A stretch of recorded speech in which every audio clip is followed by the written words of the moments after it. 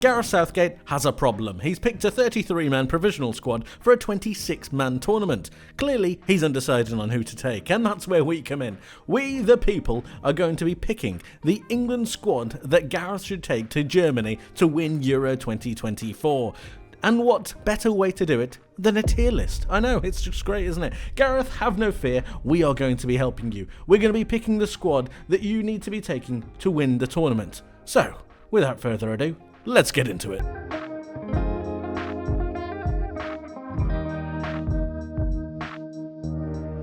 Please let me know down in the comments your England squad. If you don't want to do all of the players, that's okay. Please give me the starting 11, or at the very least, some players that you think are non-negotiables that have to go.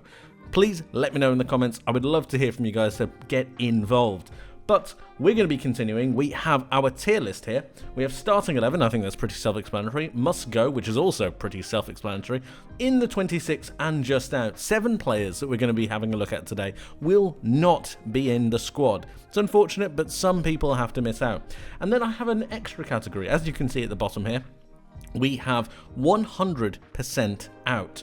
And these are some of the players that Gareth Southgate just decided shouldn't make the 33 entirely. And some of them are a bit perplexing. So Levi Colwill is a strange one. Marcus Rashford I thought he would take. Morgan Gibbs-White has had a good season with Nottingham Forest. Harvey Elliott I thought has done pretty well with Liverpool. Jordan Henderson is normally his go-to guy, but he hasn't picked him. And then you've got the likes of Ross Barkley, who has had a fantastic campaign with Luton. Some of these players just haven't made it, and it's quite strange. Take a look at some of them and see who you would have taken. Okay, to start with, we're going to be having a look at the goalkeepers. I think James Trafford is just going to miss out. I understand that he's had a difficult campaign with Burnley, and he does have a lot of quality. He makes a lot of saves, and his under-21 heroics can never be forgotten about. I just think he needs a little bit of time out of the limelight, and I think that's what not taking him to the Euros will do. Having said that, we're a bit lax for goalkeepers at the minute. With Nick Pope not being able to make it, I do think that Aaron Ramsdale should go. He is in the 26, but if Pope was fit, I don't think he'd make it. He's barely played any football, even though he's a really good goalkeeper. I think he's just going to be in there to make up the numbers. Trent Alexander-Arnold is going to be in the squad for me. I think he is a must-go, but I don't think he's a starter. But who is a starter? Jordan Pickford. He needs to go for me. He hasn't let England down, and I think that he's had a fantastic campaign with Everton, as has Jarrad Branthwaite, who is a starter for me, and that might come as a shock to some people, but I think he's been sensational. He's really good. He's left-footed, so he's got those passing angles out on that left-hand side. He's strong, he's quite quick, and I think he would work really well with John Stones. Both, obviously, one's an Evertonian, one's a former Evertonian. I think both of them could really strike up a good partnership. Harry Maguire isn't exactly in the best vein of form at the minute, so I think that Branthwaite should be able to take his opportunity. Kyle Walker will be on the right-hand side of that, on this starting 11, just because of his recovery pace and his ability on and off the ball. Speaking of Harry Maguire, that means that I think he's a must-go. I think he's got enough experience, enough quality to be in this England setup, just not starting. Joe Gomez is sort of in the same breadth of that. England are really, really struggling for left-backs. And the fact that Ben Chilwell hasn't gone, as you can see here, he's just not been picked.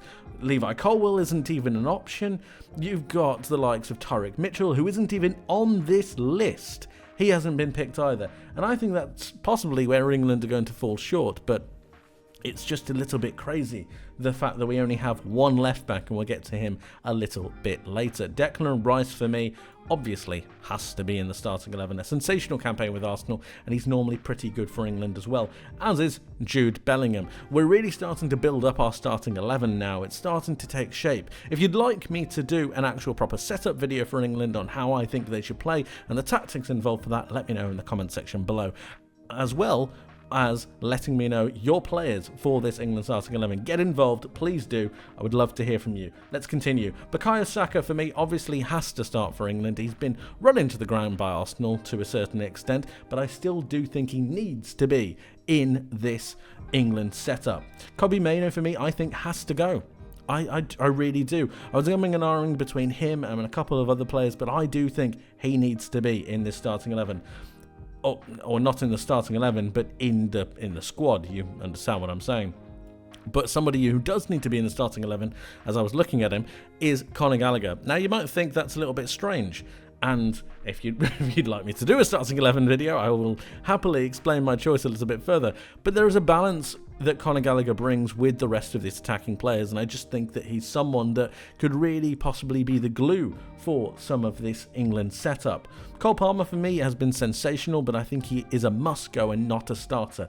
I think he would make such an impact off the bench. His quality, his vision, it's someone that I'm still yet to be convinced requires an absolute starting role. Ivan Toney for me is a player that should be in the 26 because of his physical attributes. We don't really have a Harry Kane replacement, but Ivan Toney is probably the closest thing to that. The ability to pick the ball up, recycle possession, bring others into play and still get a goal. Not to mention the fact that he's pretty good on penalties. Let's hope it doesn't come to that though. Anthony Gordon for me is in the squad. He is a must-go, but I don't think he's quite in the starting 11. I think he's brilliant, I think he's fantastic, and I do think he'll get a lot of game time. He's just not in my starting 11. Ollie Watkins is a must-go for me. With the amount of real quality he has and the amount of goals that he's gotten, he's just fantastic. Both goals and assists. I can see him coming off the bench. I can see him really making a difference when it comes to the last stages of matches. He's fantastic and he has to go. Harry Kane for me is England's starting striker. Of course, he's had a brilliant campaign with Bayern Munich, even though they have been absolutely awful. Ezri Konsa is in the 26 for me. I think it's difficult. I was umming and ahhing it with him and someone else that I'll get to a little bit later, but Konsa for me does make the 26. I think he's had a great campaign with Aston Villa. Eberechi Eze is really coming to some red-hot form later on down the line, especially towards the last stages of the season, but I think he just misses out. I know it's really unfortunate, it really is, but I just think we have so many attacking players, there are only so many spots. I think he just misses out. It's really unfortunate. Lewis Dunk for me is in the 26. Now, he hasn't exactly had a great campaign with Brighton, but I do think that England needs some kind of reinforcement when it comes to experience. They're lacking in experience quite a bit, and that's what you get when you don't pick the likes of a Jordan Henderson, when you don't pick the likes of, to an extent, a Marcus Rashford or an Eric Dyer or a Sterling. I just think that he needs to be there just to be that calm, composed head. Luke Shaw for me is England's left back if he's fit, and that is a massive if, because England don't have any other left backs, and like I said, that's probably where they're going to fall down, if they're going to fall down anywhere. I don't think he is fit, if I'm honest, but if he is, he has to start. Mark Gahey, I think, just misses out. I like Gahey, I really do, but having 3 months out injured just before he came back with a couple of starts and a couple of spurts is just far too long for me. I wonder how match fit he is, I wonder how regular he is, and for that reason, I don't think England can take a risk on that. So for me, he's just out, and in fact, Konsa actually took his place for me. Jarrell Kwanzaa is a fantastic player. You know, if you follow this channel, you know how much I rate him. You know how good I think he can be. Super composed, really, really good. I just think he misses out on this one. He's still very young, but only 13 90s. That's 13 90 minutes for Liverpool is just a little bit too low for me. Just a little bit. I think he's fantastic, I think he'll grow, and I think he'll get a whole lot better, but at the moment he just misses out. So does Curtis Jones. Now, originally when I did this, I had Curtis Jones in my 26, but after rethinking it and rejigging a couple of things, he just misses out. It's nothing against him. I think he's a great player. I think he did fantastic for the 21s. He's got so much quality, but he hasn't had his best campaign for Liverpool, so he just misses out. Kieran Trippier, for me, has to be there. He's really, really high up the pecking order because of the fact that Luke Shaw is our only left back, and the only other option is Joe Gomez. And while I like Joe Gomez, and I think he has to be there for versatility, it's starting to get a little bit precarious over on that left-hand side. Adam Morton was a player that I was comparing with Kobbie Mainoo, and I just ended up picking Mainoo because of his real great performances towards the last stages of the season, and also due to the experience. Both of them are really inexperienced when it comes to really top level games, but Kobbie Mainoo has shown a composure and a level-headedness that not necessarily I haven't seen with Adam Morton, but just a little bit more experience in these games really takes him a little bit further. So Adam Morton just misses out for me. Phil Foden is in my starting 11 for England.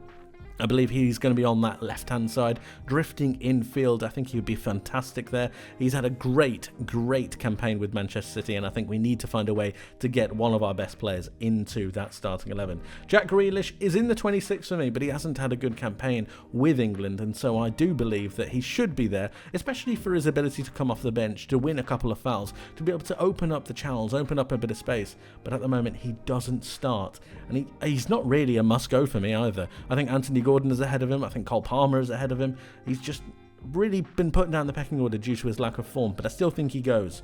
James Maddison is a player that I think a lot of people were thinking he was destined for playing in this England squad once he burst onto the scene at Spurs, really creating a load of opportunities, but he got injured. And after his injury, he's put in some pretty poor performances, and I haven't really seen him come to the forefront. So for that reason, I think he's just out. I really do think he just misses out, and that leaves one player, and that one player is Jarrod Bowen. I think that Jarrod Bowen has been a sensation, and he's been overlooked time after time again. Now, I'm not saying he's a must-go, I'm not saying he has to be there, but there needs to be something said for the amount of goals that he scored with no penalties. He's quick, he's dynamic, and if we're going off form, he should be in the squad. And that's it, guys. That is my England team. That is my England squad. And hopefully they can go and do the business in Germany. But my question to you is, who makes your squad? What is your starting 11? And how do you think England are going to do at the Euros? Let me know your thoughts in the comment section below. Thank you ever so much for watching. I hope you enjoyed. I hope you really are looking forward to the Euros, because we've got so much content coming up. Loads of previews, loads of talking points, reviews of matches. It's going to be a great place. So stay tuned for what's coming up. Thank you ever so much for watching, guys. I'll see you in the next one. Take care.